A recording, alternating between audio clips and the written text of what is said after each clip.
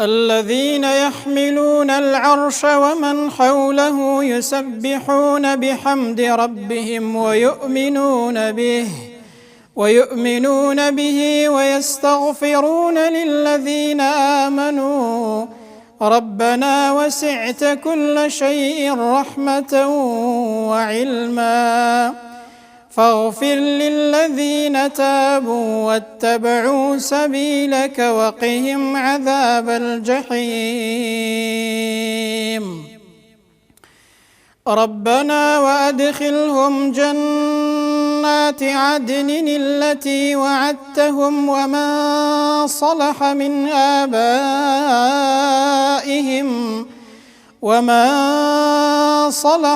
آبائهم وأزواجهم وذرياتهم إنك أنت العزيز الحكيم وقهم السيئات ومن تق السيئات يومئذ فقد رحمته وذلك هو الفوز العظيم إن الذين كفروا ينادون لمقت الله أكبر من مقتكم أنفسكم إذ تدعون إلى الإيمان فتكفرون قالوا ربنا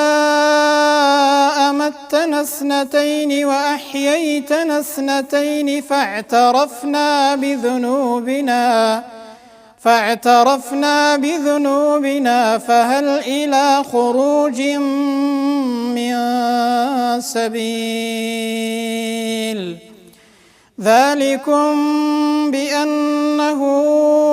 إذا دعي الله وحده كفرتم وإن يشرك به تؤمنوا فالحكم لله العلي الكبير هو الذي يريكم آياته وينزل لكم من السماء رزقا وما يتذكر إلا من ينيب